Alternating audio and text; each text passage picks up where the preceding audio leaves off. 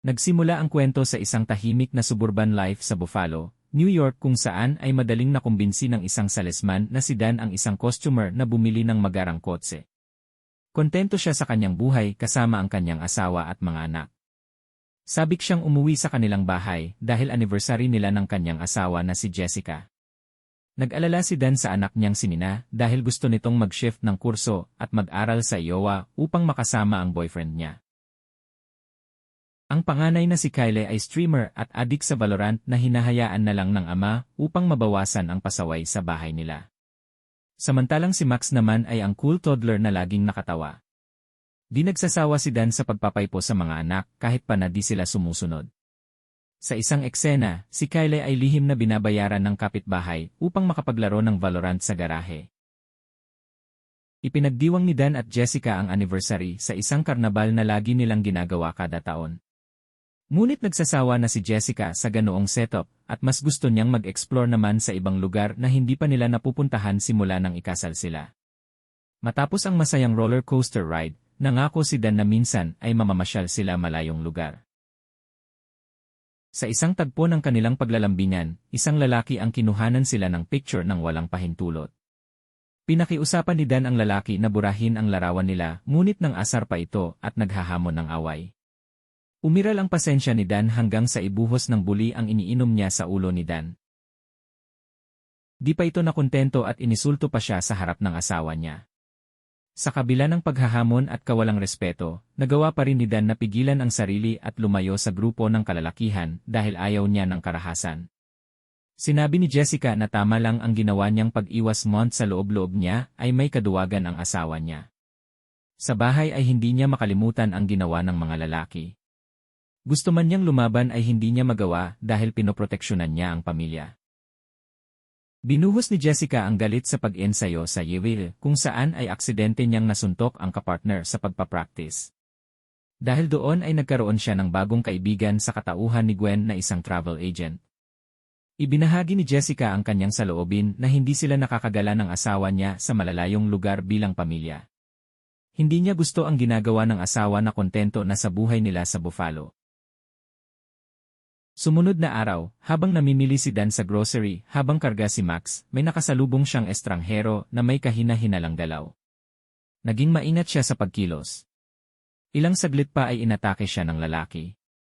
Mabuti na lang ay nadepensahan niya ito kahit pakarga-karga niya si Max na tuwang-tuwa sa nangyayari. Mahusay na nasalag ni Dan ang bawat pag-atake ng lalaki. Di nagtagal ay nagawa niyang mabugbog at mapatahimik ang bandido na ikinagulat ng mga taong nakakakilala sa kanya. Nagmadali siyang umuwi ng bahay upang kuhanin ang nakatagong baril, gamit at maraming pera. Agad niyang tinawagan ang dating kasamahan na si Augie upang gawan siya at pamilya niya ng bagong pagkakakilanlan na nagpapahiwatig na nasa panganib sila. Ang hinala ni Augie na ang banta ay galing sa dating amo ni Dan na si McCaffrey. Pinayuhan niya si Dan na lisanin niya ang tirahan sa lalong madaling panahon.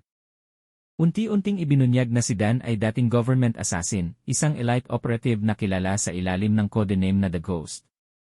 Taon na ang nakalipas nang iwan niya ang mundo ng karahasan at inilihim niya ito sa kanyang pamilya para magsimula ng bagong buhay. Malamang ay natuklasan siya ni McCaffrey dahil sa larawan nilang mag-asawa sa karnabal. Unang sinundo ni Dan si Nina sa meeting ng mga editor. Doon niya natuklasan na 3 months nang tinigil ng anak ang pagiging editor. Nang suhulan ni Dan ang dating ka-workmate ng anak at binisto nito ang kinaroroonan ni Nina. Natagpuan niya ang anak sa ilalim ng bleachers. Nagalit si Dan na tinalikuran ni Nina ang career niya sa journalism, ngunit wala na silang oras na pagtalunan ito dahil kailangan nilang sunduin si Kyle sa chess club. Gayunpaman, muling nadismaya si Dan nang matuklasan na naglalaro lang pala ng Valorant si Kyle sa bahay ng kapitbahay nila. Maingat na sinabi ni Dan sa kanyang mga anak na pupunta sila sa Las Vegas. Habang nagtatrabaho si Jessica at sinabi ni Dan na may biglaang lakad sila patungong Las Vegas. Nabigla man si Jessica at pumayag na rin siya dahil matagal na niyang gustong makapagbakasyon sa malayong lugar. Sa paningin ng mga bata, ito ay isang forced family vacation. Ngunit sa likod nito, bawat milya ay may kasamang panganib. Habang naglalakbay, unti-unting nararamdaman ni Jessica na may tinatago ang asawa niya, isang lihim na mas malaki kaysa inaakala niya.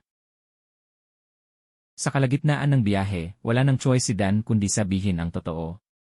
Inamin niya ang nakaraan bilang asasin at ang dahilan kung bakit sila hinahabol. Nagkaroon ng emotional breakdown ang pamilya, galit, takot, at pagtataksil ang naramdaman ni Jessica. Para sa mga anak, gumuho ang imahe ng kanilang ama. Ngunit sa gitna ng chaos, pinili ni Dan ang isang bagay, protektahan ang pamilya kahit anong mangyari. Lumabas ang pangunahing antagonists, si Gwen, isang elite assassin na may personal na galit kay Dan, at si Mscaffrey, ang dating handler niya na ngayon ay gustong burahin ang lahat ng koneksyon sa nakaraan.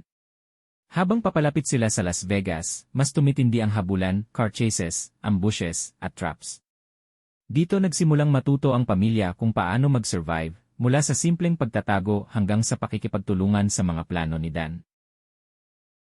Sa Las Vegas, naganap ang final confrontation. Sa gitna ng makukulay na ilaw at casino chows, nagharap ang nakaraan at kasalukuyan ni Dan. Nagkaroon ng sunod-sunod na labanan, strategic, mabilis, at personal. Si Jessica at ang mga bata ay napilitang maging bahagi ng laban, hindi bilang fighters, kundi bilang dahilan kung bakit lalaban si Dan hanggang dulo. Sa huli, napagtagumpayan nila ang mga kalaban, at tuluyang naputol ang tanikala ng nakaraan. Matapos ang lahat, bumalik ang pamilya sa isang mas tahimik na buhay, ngunit ngayon, mas bukas at mas totoo. Tinanggap ni Jessica ang buong pagkatao ni Dan, ang ama at ang dating asasin. Ang mga bata ay natutong ang lakas ay hindi lang sa pakikipaglaban, kundi sa pagtitiwala at pagkakaisa. Kung nagustuhan mo ang recap na ito, huwag kalimutang mag-like, mag-subscribe, at pindutin ang bell icon para sa mas marami pang recap dito sa Movie Snap.